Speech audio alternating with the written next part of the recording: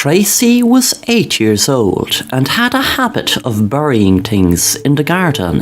Her mum didn't really mind, as she used to remember when she was her age. She used to think she could dig to Australia, since it was cold down under. One night it was a doll she buried. The next night it was a teddy bear she buried. And it really upset her mum one night when it was a stray cat she was burying. Jackie, her mom, screamed when she saw the dead stray cat and asked Tracy where did she get it. Tracy said the devil told her to bury it. Jackie was very concerned and knew that Tracy had to be seen by a therapist. Jackie tried to find out, did Tracy find the cat or actually kill it herself? Tracy went through months and months of therapy, and thankfully she didn't bury anything else until one night. Jackie saw Tracy dig a hole, and she was amazed at how big the hole was. She said to Tracy, "Sweetie, you know you're not meant to bury anything anymore," Tracy said. "I know, Mother, but this is the very last thing I will ever bury." Jackie asked her what it was. Tracy pulled out a gun and said, "You, Mother." Thanks for watching The Assassin Rapper, and if you want to stay up to date on new content, then please subscribe and be sure to hit the bell to be notified on new content.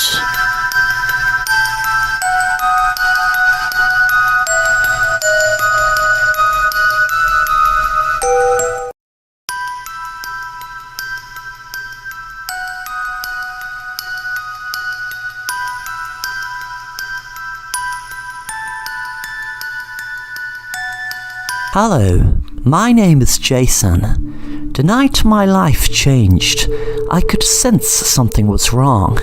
I knew it was, from the smell of danger that was in the air. I knew there were people in my house. I could feel their presence. I tried to stay calm and relax, as if nothing was wrong, but I knew that I was in danger. I knew any moment that there would be a knock on my door. I couldn't hear speaking. I couldn't even hear breathing except my own, but I knew there were people in my house, and that those people would bring me so much trouble, so much pain. Suppose I could leave now, just walk out that door, or run out that door. But wait, I hear something. Then I heard a knock on the door. There is no point in hiding from what is out to get me. I opened the door and saw a policeman. I was relieved. Then I pulled out my gun and shot the policeman, relieved that at least now I know I have a head start to leave this damn place. I got into my car and drove, knowing I have to change my identity again. Those people I've shot in the head in my home would bring me so much trouble. I know they would. It's a shame I have to do it all again, somewhere else, make friends, throw a party, and kill them all. The rush. Oh, the rush of killing them. Nothing compares to it. But why do the damn police have to always ruin me trying to enjoy my hobby?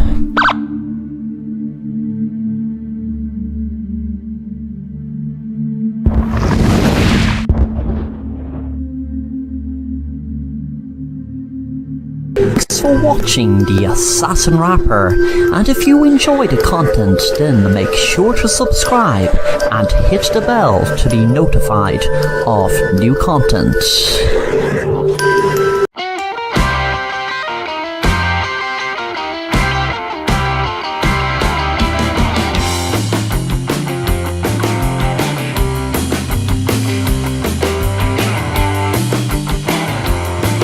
Leah was so envious of her friends because they were able to go to rock and roll concerts every weekend. Rock and roll was really taking off in her town, but her dad was a pastor and said it was the music of the devil. If he had his way, he would ban the music altogether. She just knew her dad didn't understand the music and wish he could feel it like she did. She didn't just listen to the music, she felt the music. Her friends used to tell her of great rock and roll shows they used to go to and explain how great the guitarists were and so much more. Leah used to have a pen pal where they used to exchange photos of Elvis Presley, etc., but her dad happened to come across one of her letters and got mad and grounded her for a whole week. He didn't want her to do anything that had anything to do with rock and roll. When she was in her bedroom, she was so angry at her dad for not letting her enjoy the amazing music which rock and roll was. One summer day, her friends were walking in the beach and they came across a caravan where there was a fortune teller called Mystic Marie. Leah decided to go in. She knew her dad would definitely disapprove, as he said any power humans have for telling the future, etc., doesn't come from God, but the devil. Marie said as soon as Leah sat down, "Something is bothering you. Please tell me what it is."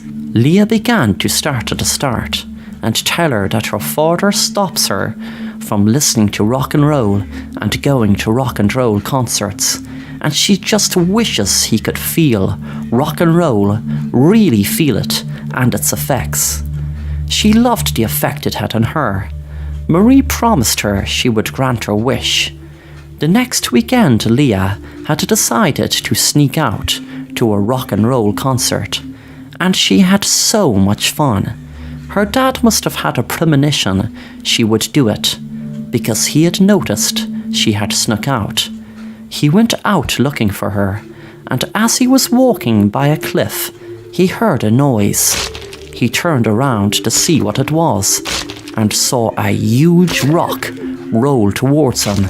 He screamed as the rock hit him and pushed him off the cliff to his death. When Leah found out what had happened, she felt so guilty and blamed herself, and instantly hated the words rock and roll.